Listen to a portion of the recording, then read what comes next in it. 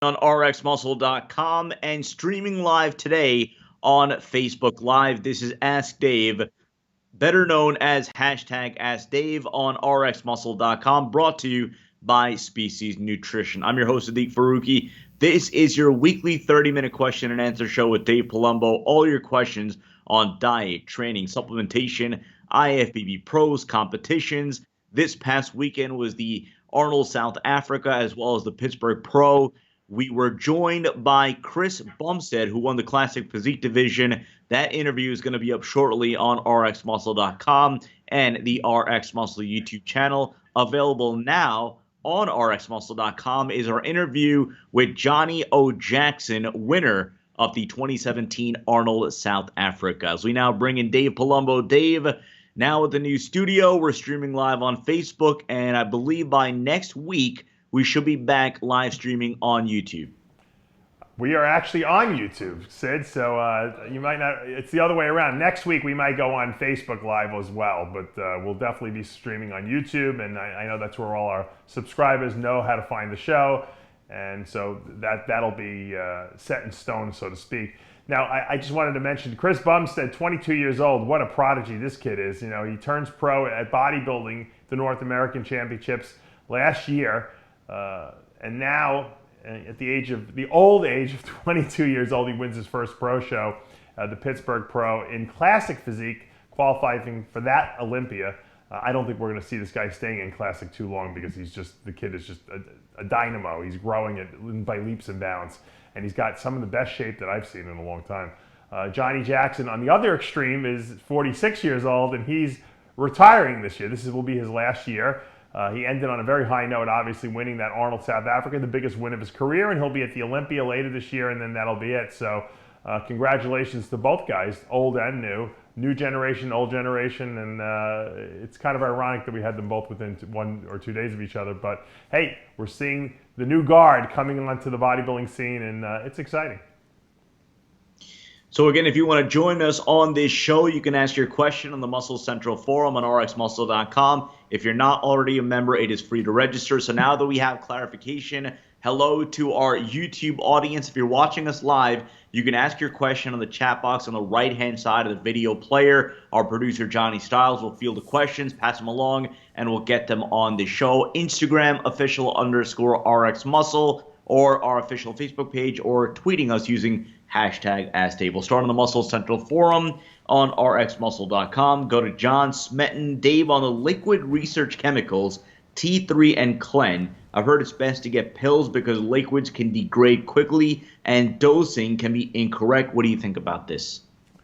I never liked the liquids, to be honest with you. I know they're much easier to get because these peptide sites and chemical research sites sell them. The problem is you don't know what you're getting. Some of the sites have legitimate stuff. Some of the sites don't. Some have legitimate stuff, but it's not dosed properly. Others, it's overdosed. Also, if you don't shake the bottle up, you can get the stuff settling, and then you get nothing when you first start taking it. And then when you get to the end of the bottle, you're getting overdosed with the stuff. So pills are so much more specific and easy to quantify how much you're taking. I prefer them. But if you have no other choice to use the research chemicals, make sure you use a site that other people have used and gotten good benefits from. One, Dave, I know this might be a stupid question, but I'll ask anyway. Can you take Trenbolone and Masteron at the same time, or is it better to take Tren first and after that same dose of Masteron? Thanks, love the show. The truth is you can take any steroids together. There's really no steroids that don't interact well with each other. So two different compounds together is always the best because you get that synergy between the two of them. Like a lot of people think, I got a question just before I was answering emails. Someone asked me, can you mix Decker and Equipoise together? Because I heard they're the same thing. Well, they're not the same thing. Otherwise, they'd be called the same thing. And just because compounds work similarly or they have similar effects as far as building muscle, vascularity, that kind of stuff, that doesn't mean that they won't synergize each other. So two compounds are always good. There's no real, like I said, there's no no-no out there. There's no oh, don't mix these two because then you're going to... Doesn't happen. They all seem to do the same thing, build muscle, repair muscle. Let's go to our Instagram page. Again, if you're not already following us on Instagram, it is official_RxMuscle. We just eclipsed 90,000 followers, so we thank you for that. Again, we appreciate your support as always. Let's go to robteamfisher.uk BFF. Dave, doing cardio and having hypoglycemia after 20 minutes, is it good or bad for fat burning process? I'm not really sure of the question. He said is he getting hypoglycemia after 20 minutes of cardio? Is that what's happening? If you're going hypoglycemic while doing cardio, you might be going at too high of an intensity level, in which case your body's trying to use carbohydrates for fuel rather than fat. So don't overdo the intensity level when you're doing your cardio. 99.9% of you guys out there who are doing cardio is to burn fat. It's not because you're trying to get in shape to run a marathon or a race or a cycle. You're doing it because you want to burn fat, so just keep yourself in the fat burning zone. Once your heart rate goes up too high, over like 135 beats a minute on average, you start dipping into, you start requiring carbohydrates as fuel to generate ATP quicker. That's not helping the fat burning process at all. So like I said, sometimes the idea that you're going hypoglycemic on the activity would indicate that maybe your intensity level is too high. YouTube audience, we're going to be bouncing back and forth between our YouTube live audience as well as our Instagram questions. Again, if you're watching us on YouTube for the first time, hit the subscribe button below. You're not going to miss any of our shows, segment, or updates. Of course, we are in the thick of the contest season. We have interview after interview lineup. We have Chris Bumstead going live soon on RxMuscle on the YouTube channel. Later today, we're going to be speaking with Sergio Oliva Jr., who's going to be making his pro debut at the New York Pro. And as Dave mentioned earlier on, we spoke with Chris Bumstead, who took the 2017 Pittsburgh Pro Classic Physique crown. Let's go to John Effer on YouTube. Teen bodybuilder. Dave, do you have any knowledge on using raloxifene for gyno? It's like tamoxifen, essentially. And so they kind of do the same thing. They block estrogen receptors, I believe. You know what? I always like to make a stipulation if I'm not really sure. I believe it's a SERM, or selective estrogen receptor modulator. In other words, it blocks estrogen receptors. And when you block estrogen receptors, you will negate the effects to a certain degree, percentage at least, of estrogen. However, you're not stopping the production of estrogen. Aromatase inhibitors like Aromacin, Femara, Arimidex, they block the conversion of testosterone into estrogen, so it doesn't even matter if the receptors are open. There's no estrogen to bind to the receptors. So I always felt that the aromatase inhibitor route was a better way to block estrogen than trying to block the receptors themselves. Now, if you're a woman and you know we can't stop the production of estrogen because that's coming from the ovaries, it's not coming from the conversion from testosterone, in those cases, women do better on the estrogen receptor blockers like Nolvadex because of that. Because we can't stop their estrogen. It's there anyway. Let's just block the receptor. We'll stay on YouTube and go to Beast93. Dave, congratulations on the second baby on the way. My question is regarding having carbs and fats in the same meal. George Farah is saying it is bad. What are your thoughts? I have to disagree with that. I don't see any reason why you can't have carbs and fat in the same meal. Carbs cause insulin release. Insulin stores carbs as fat. Fat doesn't get stored as fat from insulin. So there's really no contraindication to having that. Now, having said that, if you're going to eat an excessive amount of carbs and an excessive amount of fat, yeah, obviously that's not a good thing to do. But if you're eating the right prescribed amount of fat that we've calculated, from your daily requirements, and those daily requirements for fat are usually about 0.5 gram to 0.75 gram per pound that you weigh. So if you're a 200-pound guy, assume you need about 120 grams of fat per day, divided over 6 meals, that's 20 grams per meal. If you're having your 20 grams of fat, all good healthy fats with what we figured, you need 40 grams of carbs a meal, for instance, there's nothing's going to happen. You're not going to store anything. You're going to get benefits. The fat will be used for repairing muscle, creating new hormones in the body. The carbs will be used as fuel, and whatever protein you eat with that will be used for muscle repair as well. Let's go to Gaz Clark. Dave, can you explain running T3 and its function with regards to fat loss? Well, it's just for those of you who don't know, let's break it down simplistically. the pituitary gland sends out a signal called TSH, thyroid stimulating hormone. That's in your brain. And that goes into the circulation. And when it gets to the thyroid gland, it tells the thyroid gland, produce thyroxine. Thyroxine is a hormone known as T4. That hormone, once it's released into the bloodstream, is inactive. It doesn't do anything. Okay, in the bloodstream, it will be converted to the active form according to how much your body feels that it requires. So everyone has a different set point.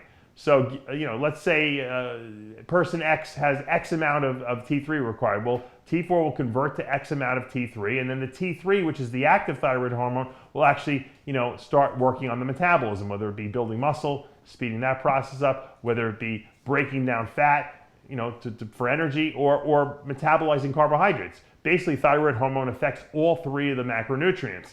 That's why if you take too much of it, you could theoretically lose muscle. Now, the reason that we take clenbuterol with Cytomel, or the reason we take growth hormone with Cytomel, is because those compounds preserve the muscle. So they'll metabolize the carbs and they'll metabolize the fat, but they won't touch the muscle. So in that sense, those compounds are called protein sparing, if you've heard that term before. But T3 is the active thyroid hormone that actually does something. And that's, if we can increase those amounts in the bloodstream, you're going to burn more fat.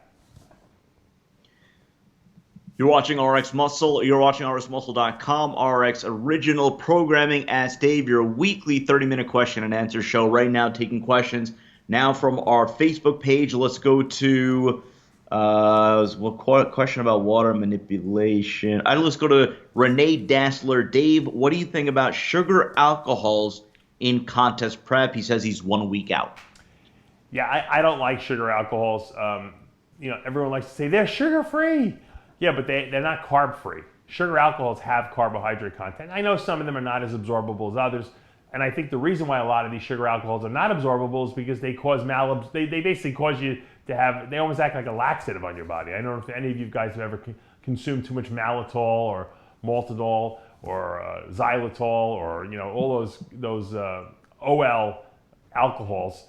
They taste good, but man, do they mess your stomach up. So who knows if the fact that you're not, some people don't gain weight from them because they're pooping their brains out, but I wouldn't use them. I think that they're detrimental to fat loss, especially in people who are really sensitive and who every little calorie counts with. And guys that have crazy fast metabolisms, they can probably get away with a little bit of it. But once again, I don't like it because it causes your stomach to get all messed up, and that's going to affect absorption of the protein you're eating. So not a good thing to use while you're dieting.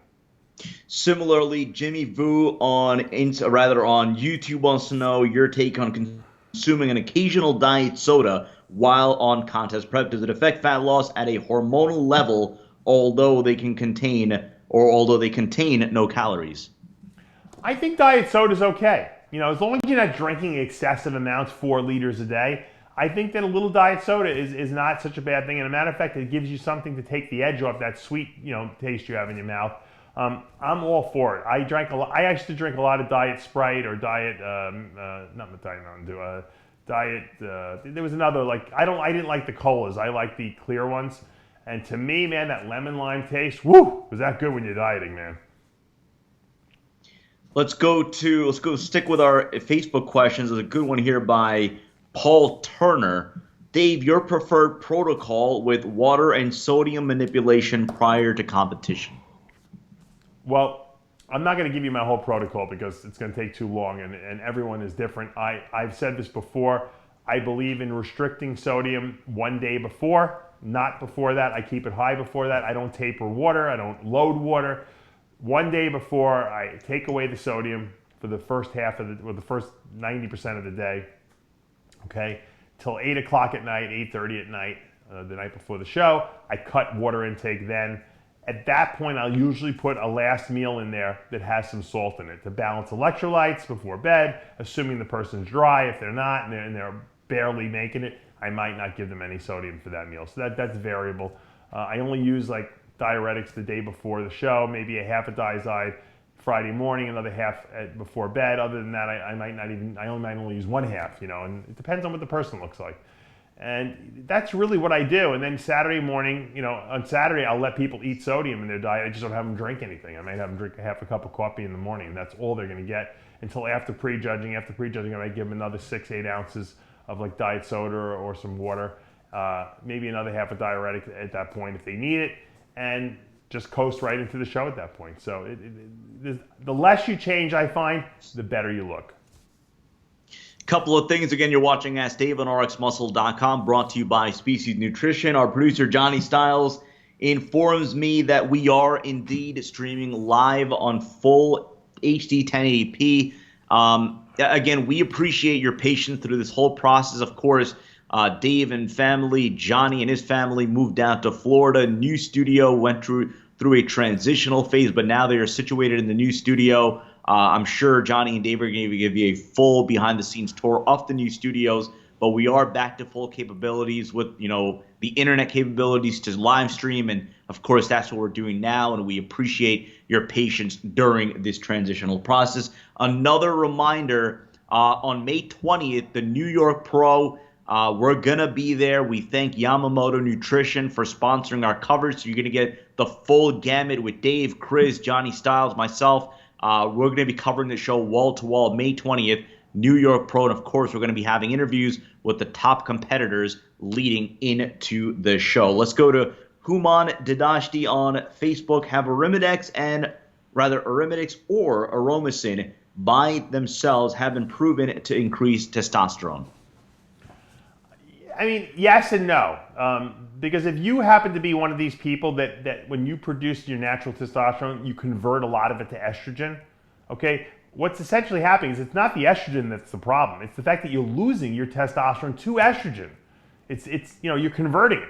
Now, everyone converts at different rates. I always found that I had a very low conversion rate. I didn't have a high estrogen level in my body by nature. I don't know what caused that or if it's genetic. So I never really needed to take a lot of aromatase inhibitor. But I know people that convert enormous amounts of testosterone to estrogen, and that's going to hurt their growth, especially if they're a natural athlete. So taking an aromatase inhibitor, you don't want to take too much, because if you lower estrogen too much, you lose your sex drive, and estrogen is necessary to sensitize the androgen receptors. Okay, so taking a little aromatase inhibitor when you do have a high conversion rate will stop a lot of that testosterone to estrogen conversion, leaving more testosterone to build muscle. So people who take aromatase inhibitors that are natural athletes that actually feel results and feel like they're growing better, it's because they probably aromatize a lot of their testosterone naturally. Jay Volpe wants to know your thoughts on arachidonic acid supplements for muscle building. It's interesting because when I always talk about essential fatty acids, when I talk about omega-6 essential fatty acids, okay, there's two families, the 3s and the 6s. The 3s are your fish oil, basically, you want to take. You want to try to get at least 3,000 milligrams of those a day. But your omega-6 fats, there's actually two essential fatty acids in that omega-6 family that are essential. One is gamma-linolenic acid, or GLA, which you find in evening primrose oil, which that's what I recommend people take because that is one of the anti-inflammatory ones. Those are one of the good guys. It does all good stuff in the body. And I usually recommend about 2,600 milligrams of primrose oil per day to get your GLA. That's why my Omega-Lyze Species Nutrition product is ideal because it contains 3,000 milligrams of the fish oil, which is your omega-3s, and 2,600 milligrams of evening primrose oil, which is your omega-6s, specifically the GLA. Now, the other omega-6 essential fatty acid is known as arachidonic acid. The problem is that if you eat chicken and eggs, you get tons and tons and tons of this stuff. Now, we do need some to build muscle, but too much causes excessive inflammation in the body, can lead to heart disease, arthritis, cancer even. So you don't want a lot of arachidonic, and because we eat so much naturally in our diet already, you don't need to supplement with it. Now, if you were a vegan vegetarian that ate no meat, eggs, or dairy, you probably would have low arachidonic acid. And in that case, you might benefit from taking a product that has arachidonic acid. I know Bill Llewellyn has a product, Factor X, I think he calls it, that's an arachidonic acid supplement. Great for vegans, not so good for regular meat eaters. Let's go to Benjamin Cano. Dave, best exercise for lower traps? You would think shrugs would be something you can do, and I used to try to lean over more to get my lower traps, but the truth is that high rows, rowing movements, where you're holding the bar up high and pulling back, that's going to work your middle traps, lower traps, rhomboids, all that little detail muscle in there. So to me, that was always the best way to try to attack it, was to do, like I said, not heavy, very good form, real squeezing, maybe even get a pad against your chest, where you use those machines where you get a pad and just pull back, but pull high, and you'll see that you'll feel it in those lower traps. Let's go to Jason since 77. Dave, when cutting, can it be beneficial starting to work out in the mornings in a fasted state as long as you're taking your BCAAs, keep training time within an hour, and have a nice amount of carbs the night before? Well, carbs are only going to provide fuel for the workout. Protein in the bloodstream is another story. I mean, branched chains will give you some leucine, isoleucine, and valine, but they're not giving you all the other essential aminos you need. Personally, I always recommend eating a meal or drinking a shake before you weight train. Cardio can be done on an empty stomach, okay? If you don't want to lose muscle, okay? Guzzling branched chain amino acids is not going to prevent you from losing muscle, because probably a lot of those branched chains are going to get converted to glucose in the body. That's just the way it's going to happen, especially if you're not eating any other food with it. Let's go to Musty. How negatively does testosterone use affect your joints and ligaments if you've only been lifting for a year? And what can you do to minimize the risk of injury?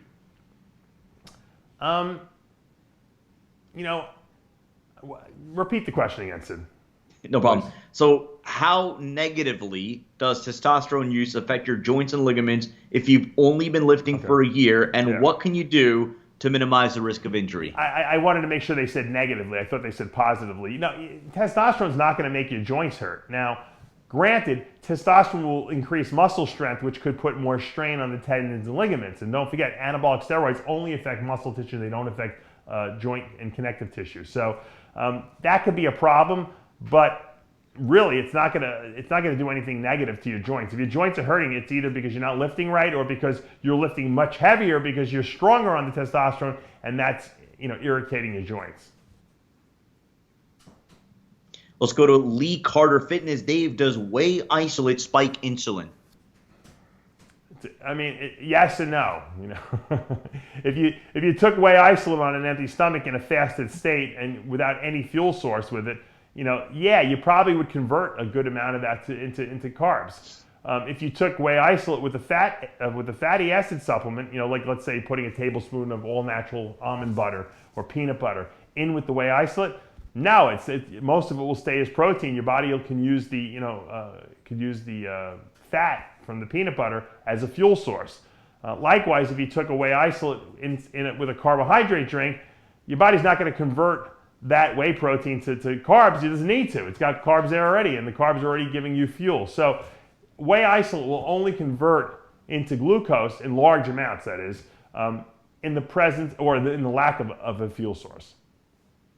Let's go to 807 Haley. Dave, for a woman who's doing keto at 40 grams carbs, 74 grams fat, and 165 grams protein, how often should I refeed, and how much should carbs increase on that day?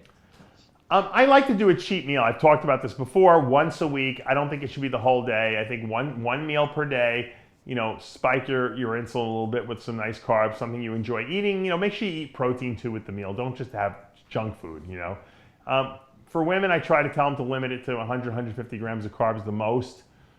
If women or men out there can't handle a cheat meal and they just go ballistic, then you know what? You might be better off just doing 25 if you're a woman grams of carbs for 3 or 4 of your meals throughout the day on that one day a week, just to spike insulin levels. Because it's the spiking of insulin, okay, that keeps your T4 thyroxine to T3 triiodothyronine levels going at adequate rates. Remember, T3 is the active, T4 is inactive. When you eat a very low carb diet with low insulin output, your T4 to T3 conversion slows down.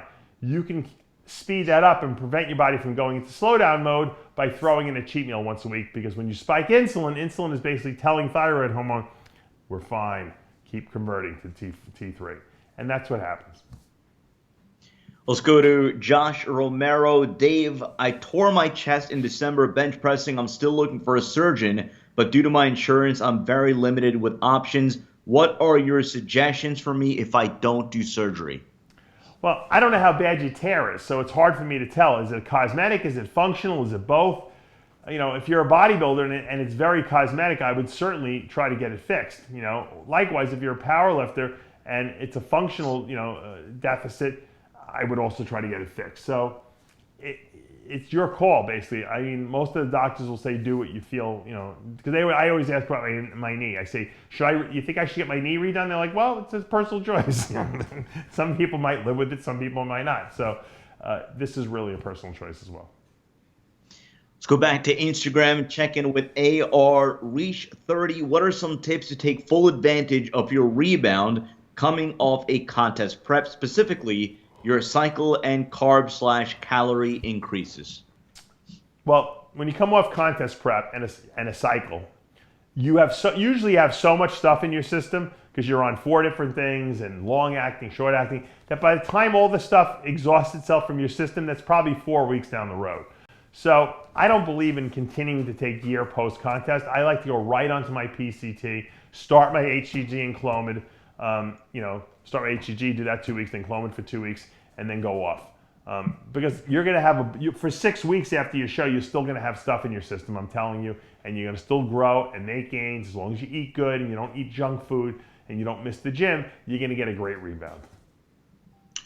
Boston Lloyd right now watching the show in our chat room. So shout out to Boston. Thanks for the support as always for RxMuscle. Let's go to Rob James 09. Dave, I'd like to hear your thoughts on hair loss, finasteride, DHT, and how it affects free testosterone levels, TRT, and muscle building. Also, I'd love to hear your thoughts on the pros and cons of finasteride and your personal product that lowers DHT. The body is, especially hormonally speaking, is a very dynamic type of situation, meaning that things are always changing, okay? But it's the balance ultimately between testosterone, estrogen, and DHT, and of cortisol to a certain degree, that will determine how you look and feel, okay? So when I put together Testolize, my Species Nutrition Testosterone Optimizing compound, I don't even call it a booster, it's an optimizing compound. What I wanted to address in this compound was, number one, blocking estrogen production in the body, or at least getting it out of the body as quickly as possible so that it doesn't suppress the pituitary. We know that by getting estrogen out of the body as quickly as possible, the pituitary will be more likely to produce signal, LH and FSH, that will cause more testosterone production inside the body. So that's number one. Number two is blocking DHT. Because you can't just get rid of estrogen, you got to get rid of the DHT. You got to block that conversion to DHT because we don't want the testosterone converting over to dihydrotestosterone, which we really don't need a lot of as adults. If we can address those two things, we're good. Now, as far as hair loss, some people are sensitive to high levels of DHT. And when they experience high levels of DHT, okay, they lose their hair. Other people, they get exposed to high DHT, they don't lose their hair. They got a great head of hair. I mean, look at Jay Cutler. The guy never lost a hair on his head. Dorian Yates never lost a hair on his head. So there are guys that just aren't prone to hair loss. So unfortunately, guys like myself that are prone to hair loss, by the time when I hit 30, that's when I started losing my hair. And it sucked because, there was nothing I could do. I didn't really know about all these different modalities. I was trying to use those shampoos, and I was using minoxidil on my head. It was freaking making my scalp peel. Finally, I gave in and went on finasteride, which I've been on for probably 15 years now. But I knew that there needed to be something in between finasteride and actually doing nothing. And that's why I created Testolize. Let's naturally lower DHT levels. Let's naturally, keep estrogen levels at bay and flush out extra estrogen. And let's boost natural testosterone production. And that's what the Testolize product does. And it works really well. However, if you have a severe hair loss issue, you might want to try finasteride. The only problem is once you start it, you got to stay on it. I use 2.5 milligrams per day. Obviously, and I've talked about this before, I've had hair grafts done where they cut some of the hair out of the back of your head. They kind of seed your head like a lawn. And, I have some cover there. It's not great. I'm waiting for stem cells to come out. Hopefully, those will save the day and grow new hair on our head. For now, though, we got to keep using the little tricks we got, You're watching Ask Dave on RxMuscle.com. Again, if you're watching us on YouTube live, it is our first live Ask Dave in quite some time. So for those of you that have stuck around and watched our taped editions, we thank you for your patience and, as always, for your support. And of course, if you're following us on Instagram, just surpassing 90,000 followers. It was only in 2014 that we were sitting at 3.5 thousand. So again, this is a reflection of your support and your cooperation and your feedback for everything that it is that we do. We'll take a couple of more questions. Let's go to Hard Body Fitness 1. Dave, your thoughts on the best fat sources?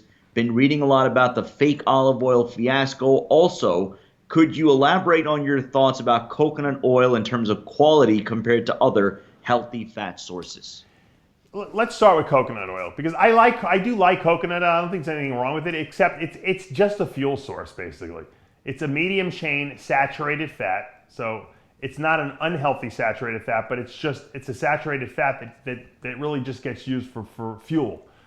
If you're on a ketogenic diet, it can be turned into ketones, okay? If you're not, it'll just get used for fuel, because what we call it the fatless fat, because medium chain fats can get into the mitochondria to be oxidized for energy and fuel without a carrier necessary. And since there's no carrier necessary, this carrier being L-carnitine, it goes in immediately and gets immediately used as fuel. But it's not helping the muscle building and repair process. It's not helping synthesize hormones.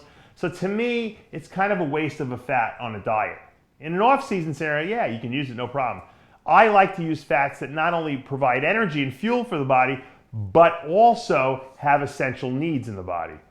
That's why I'm big on fish oil and evening primrose oil for essential fatty acids.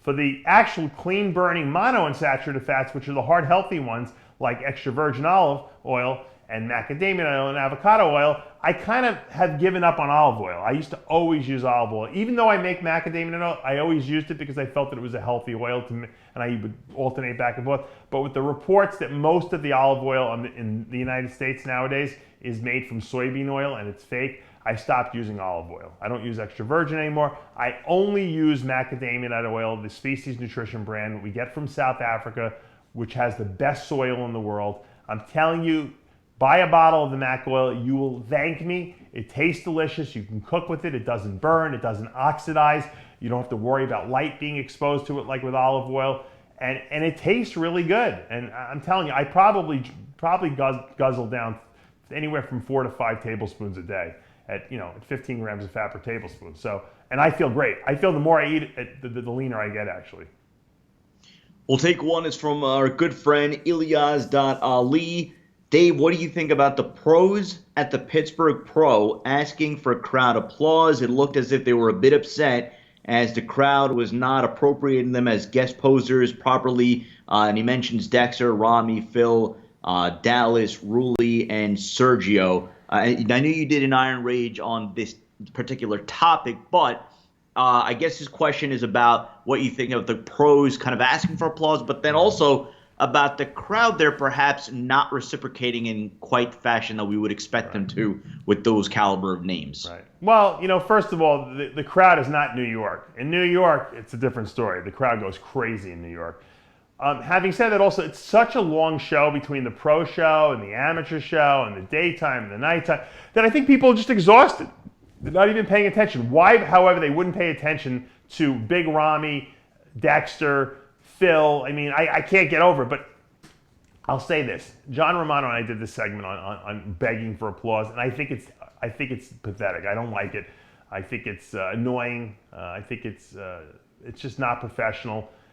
But I'm referring to that in a competition sense. So on contest day, you shouldn't be begging for applause. In a guest posing, I think there's no rules. I think you can do whatever you want. You can jump into the audience, you can have a fun routine and do whatever you want and put costumes on and have fun with it. If you want to put your hand up to your ear to get the crowd riled up, I don't have a problem with that in a guest posing scenario where you're not being judged.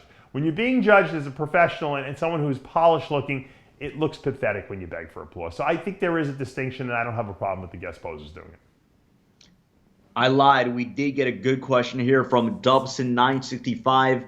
This is one that ever since you did the interview with Juan Marquez has been batted around, and let's put it out there. Whose physique do you think was better in their prime, Lee Priest or Juan Marquez? Lee Priest. Not even close. Lee was Lee won, top open IFBB pro shows. Juan never did that. Did one have the potential to be better than Lee Priest? Maybe. We have never seen it. We saw some flashes of brilliance, but we've never seen him really ever, get to the level that we thought he can get to. And maybe he couldn't get there. So Lee Priest did get there, and I think that Lee Priest has to be applauded for that. Lee might have done some other crazy stuff in the bodybuilding world and insulted people and whatever and caused trouble, but physique-wise, the guy was ahead of his time. Had he been around in the 212 era, he would be Mr. Olympia for certain, multiple times over.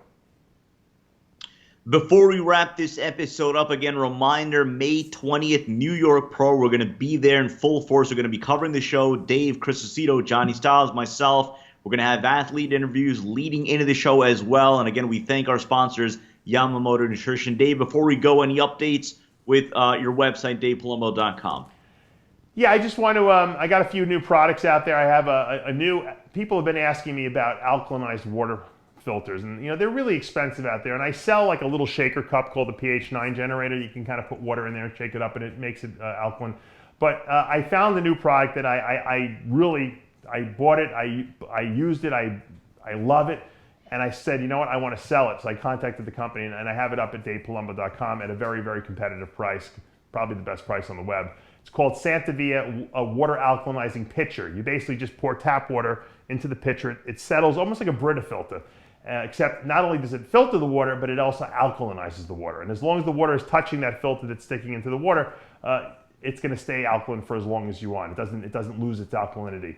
I think it's a brilliant product. It's only $45. It's so affordable. You can get that at DavePalumbo.com. I also, for those of you who've been asking me, the raw cacao bars are back in stock. I got 1,000 of them. I've already sold half of them. So if you want these things, you better get them now. The bars are half the size they were before, but they're half the price. So we just made them a little smaller because we're making them on a special machine now. They don't melt as easy. They taste better. The uniformity is good. They're awesome. They're carb-free, guilt-free. There's no dairy in them. It's just raw cacao with a little stevia sweetening in it. There's some herbs and medicinal mushrooms in there for detoxification. It's probably one of my best-selling products. They always sell out. Stephanie McMahon and Triple H usually buy 100 or 200 at a time from me, and that's what they're usually the ones who actually cause me to sell out. And of course, my good friend Susie Blaylock, who I know is listening to the show, watching the show, she loves those bars too. She buys very large amounts as well, and so that's available. And of course, I want to also mention my Dave Palumbo Experience app. A lot of you guys have been signing up lately. I know you're really enjoying it. It's a place to find all my written articles, all my published videos. It's really like having your own coach for $29 a month, and it's updated daily with new stuff. I do an exclusive Q&A. If you like this Ask Dave segment, I do an exclusive one just for the app every week. Only the app members see that. And all the app members who join can ask me any question they want whenever they want. They hit it on the submit. We have a new Ask Dave Submit tab there. And the great thing that we just did, my program has just added, is all the questions that people are asking are getting put up in the general population there, so you can look at everyone's questions and see how I answered them. So it's a terrific thing. Johnny just flashed up my secrets to becoming a diet guru seminar. I don't even want to mention it, Johnny, because we actually sold it out. I actually sold. Not only did I sell it out, but it's oversold. I'm going looking for chairs now. I think I don't even know if we have enough chairs here. So it was so popular this year that it did sell out. I think someone signed up yesterday. 2 people signed up, and I thought I had closed it out, but I didn't. But it's going to be a great event. That's going to be May 27th in 2 weeks.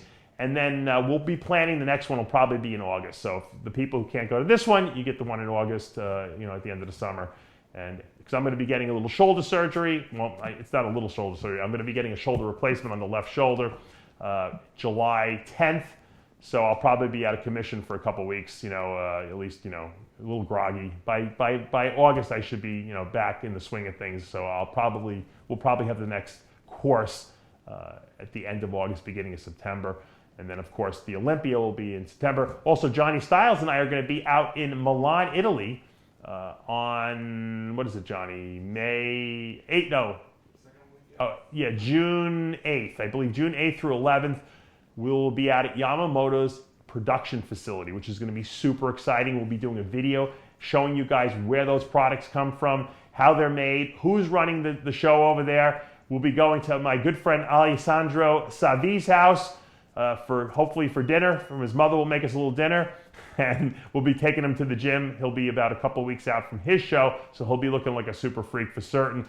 And I'm looking forward to that little trip as well. And of course, we'll be at the New York Pro in 2 weeks, May 20th, to see who will be crowned the next New York Pro champion. Super exciting stuff.